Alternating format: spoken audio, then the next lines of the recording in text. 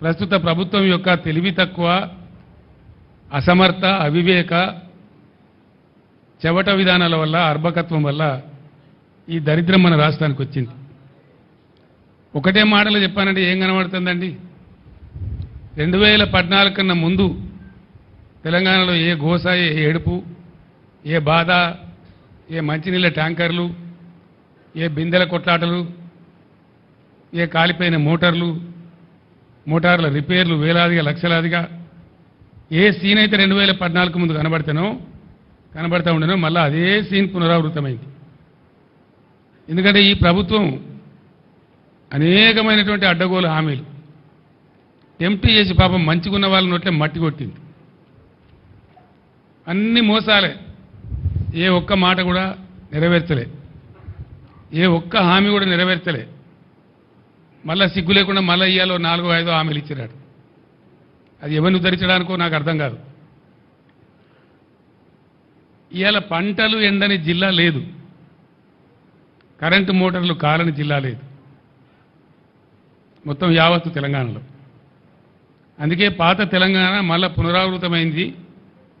ఇందిరమ్మ రాజ్యంలో ఈగిలిచ్చిన పరిస్థితి అయింది ప్రజలదని చెప్పి నేను మనవి చేస్తా ఉన్నా. ఇక్కడ బాధాకరం ఏంటంటే నీటి నిర్వహణ సామర్థ్యం తెలియనటువంటి లత్కోర్లు రాజ్యం వెళ్తున్నారు కాబట్టి, అసమర్థులు చవట దద్దమ్మల రాజ్యంలో ఉన్నారు కాబట్టి ఇవాళ ఈ పరిస్థితి సంభవించింది. ఎందుకు వస్తుందండి ఈ పరిస్థితి? నేను ఒక విషయం మీకు స్పష్టంగా చెప్పదలుచుకున్నాను. 2-3 ఉన్నాయి చిన్న చిన్న అవి చెప్పేస్తాను. ఏం జరుగుతూ ఉంది రాష్ట్రంలో, అసలు ఈ పరిస్థితి ఎందుకు వచ్చింది? పర్టికులర్లీ కరీంనగర్లో ఎందుకు రావాలా? కరీంనగర్ కానీ, మెదక్ కానీ, గోదావరి బేసిన్లో ఉన్నటువంటి ఇంకా అనేక ఇతర జిల్లాల్లో కానీ ఎందుకు రావాలి ఈ పరిస్థితి నాకు అర్థం కాదు. ఇది కాలం తెచ్చిన కరువా, మనుషులు తెచ్చిన కరువా, కాంగ్రెస్ తెచ్చిన కరువా? ఈ కరువు కారకులు ఎవరి అసమర్థత, ఎవరి తెలివి తక్కువతనం? చివరిలో నేను మీకు చాలా బ్రహ్మాండంగా చెప్తాను, మీరు అందరూ ఆశ్చర్యపడతారు ఆ విషయం వింటే. ఇక్కడ చాలామందికి తెలివై, నిజాలు తెలివై. నేను ఇప్పుడు చెప్తాను, మీకు విప్పి చెప్తాను. ముందు 4 పాయింట్స్ ఉన్నాయి నాకు.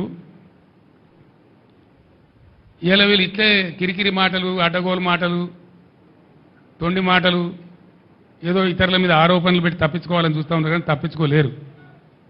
నేను హెచ్చరిస్తా ఉన్న ఈ ప్రభుత్వాన్ని, ఖచ్చితంగా ఎండిన పంట రాళ్లవాన అని మీరు అనుకుంటా ఉన్నారు. రాళ్లవాన కాదు, దాని ద్వారా పోయింది 1,50,000 ఎకరాలు. కానీ 15 లక్షల నుంచి 20 లక్షల ఎకరాల మధ్య ఇలా పంటలు ఎండిపోయినాయి. నేను పర్యటించిన 4-5 గ్రామాలలో, నా పర్యటన లేని గ్రామాలలో కూడా రైతులు అడ్డం వచ్చి ఆ వెదిర కావచ్చు, గంగాధర కావచ్చు, ఇంకో చోట ఎండిపోయిన వరి చేలు తీసుకొచ్చి అడ్డం తిరిగి బస్సు ఆపి వాళ్ళ చేతికి చెప్తా ఉన్నారు, సార్ మా ఊళ్ళో 600 పోయింది, మా ఊళ్ళో 800 పోయింది, మీదికి పొలం పచ్చగా కనబడుతుంది కానీ మొత్తం కింద పర్రెలు పెట్టింది చూడమని చెప్పి నన్ను పొలం లోపల దాకా తీసుకుపోయి చూపెట్టినారు. ప్రతి పంట, ప్రతి దగ్గర ఇదే పరిస్థితి.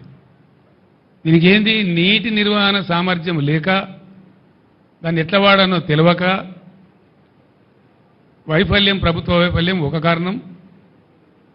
సరే, అదైతే నెటమటమైన పాత బోర్లు ఉన్నాయి కాబట్టి కరెంటుతోనన్న భారీకి దక్కించుకుందామంటే కరెంటు క్వాలిటీగా రాకపోవడం, మోటార్లు కాలిపోవడం రెండవ కారణం.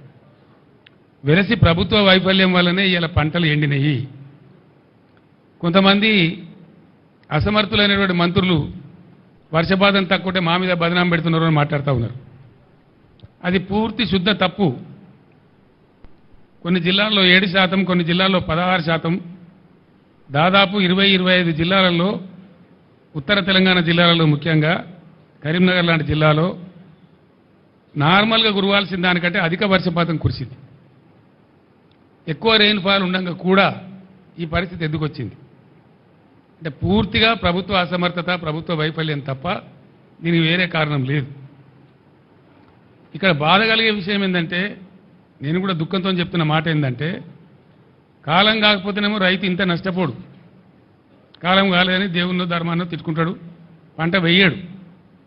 కానీ ఇక్కడ పంట వేసి పెట్టుబడి పెట్టి ప్రతి ఊర్లో కూడా వాళ్ళు రోధిస్తున్నది బాధపడకుండా ఇలా మగ్దుంపుర్లో కానీ ప్రతి చోట తెప్పింది ఏంటంటే 25,000 పెట్టమని కొందరు, 28,000 పెట్టమని కొందరు, 22,000 పెట్టమని కొందరు. ఒక్కొక్క రైతు ఎకరానికి ఎంత పెట్టుబడి పెట్టిండో ఇంత పెట్టుబడి పెట్టి గంగపాలైనం సార్ అని వాళ్ళు మొత్తుకుంటా ఉన్నారు. మేము వేయకపోతే బాధలేదు, కానీ కారణం ఏంది? రైతు బంధు మీద ఒక అరాకిరి. అది ఎప్పుడు వేస్తారో ఎప్పుడు వేయరో చెప్పకపోవడం, 7 ఎకరాలని 3 ఎకరాలని 4 ఎకరాలని దానిలో తొండి పెట్టి అసలు వస్తుందా రాదా ఒక కన్ఫ్యూజన్ గురి చేయడం రైతులను. నిన్న మొన్నటి దాకా ఇప్పటికి కూడా ఇంకా పూర్తిగా వేయలే, రైతులకు 100% వేయలే. ఇంకా దాని మీద ఒక పాలసీ లేదు, ధైర్యం లేదు, చెప్పే తెలివితేటలు లేవు. అదొక వైఫల్యం. అదేవిధంగా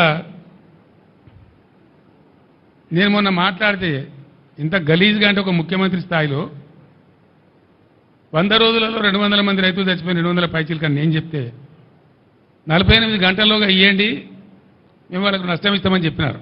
మేము 4 గంటలనే ఇచ్చినాం. ఇది లిస్టు. 4 గంటలే, 4 గంటలనే ప్రభుత్వానికి చీఫ్ సెక్రటరీకి పంపించినాం. 209 మందికి పంపించినాం. దాని తర్వాత కూడా ఇంకో 5-10 జరిగినాయి. ఇప్పటికీ ఉలుకు లేదు, పలుకు లేదు, ఏం లేదు. నేను డిమాండ్ చేస్తా ఉన్నా, మీ అసమర్థత వాళ్ళకు చచ్చిపోయారు కాబట్టి వాళ్ళకు తలా 25 లక్షలు వెంటనే నష్టపరిహారం చెల్లించాలి. ఆ ప్రభుత్వాలను, ఆ కుటుంబాలను పరామర్శించాలి. నేను మళ్ళా డిమాండ్ చేస్తా ఉన్నా. లేకపోతే మాత్రం మీకు ఆ ఉసురు, ఆ పాపం తలుగుతుంది. మేము మాత్రం మిమ్మల్ని వదిలిపెట్టమని మనవి చేస్తా ఉన్నా. రెండవది, పెట్టిన పెట్టుబడి పోయింది, వస్తుందనుకున్న పంట పోయింది. వాళ్ళు ఇలా ఆత్మహత్య చేసుకుంటామని మాట్లాడుతూ ఉన్నారు. నేను వద్దని వాళ్ళకి దండం పెట్టి చెప్పినాను. వాళ్ళకు ఖచ్చితంగా ఎకరానికి 25,000 ఇవ్వాలి. నష్టం జరిగింది, ఎట్లా జరిగితేంది? పంటలు ఎండిన మాట వాస్తవం, నష్టం జరిగిన మాట వాస్తవం. ఇలా రైతాంగం కన్నీరు మున్నీరు అవుతున్న మాట వాస్తవం. 15-16 లక్షల ఎకరాలంటే చిన్న విషయం కాదు. ఇది న్యాచురల్ కలామిటీ కంటే కూడా పెద్దది. Bigger than any natural calamity. కాబట్టి ఈ సందర్భంలో ప్రభుత్వం కాకపోతే వాళ్ళని ఇవ్వలాదుకోవాలా? దానికోసం మేము డిమాండ్ చేస్తూ ఉన్నాం. మీరేదో తప్పించుకుంటాం అనుకుంటే మీ వీపులు విమానం మొత్తం మోగిస్తారు ప్రజలు, మిమ్మల్ని మాత్రం వదిలిపెట్టరు. మీ డ్రామాలు నడవయని కూడా నేను మనవి చేస్తూ ఉన్నా. నేను కూడా 4 నెలల దాకా నా నోరు తెరవలే. మన సూర్యాపేటలో నేను చెప్పిన 4 మాసాల దాకా నేను తెరవలే. టైం ఇవ్వాలి కొత్త ప్రభుత్వానికని మాట్లాడలే. వాళ్ళు ఎన్ని పిచ్చి పిచ్చి ఆరోపణలు, ఎన్ని పిఆర్ స్టంట్లు, వాళ్ళకు తొత్తులుగా ఉన్నటువంటి కొంత మీడియా ఎవరైతే ఉన్నారో అన్ని అడ్డగోలు వార్తలు రాయించి ఏం చెప్పినా కూడా మేము మాట్లాడలే. గంభీరంగా ఉన్నాం, పరిస్థితిని గమనించుకుంటూ ఉన్నాం. మంచి చెడ్డలు ప్రజలకు కూడా తెలవాలనే ఉద్దేశంతో ఉన్నాం. మేము మాట్లాడలే.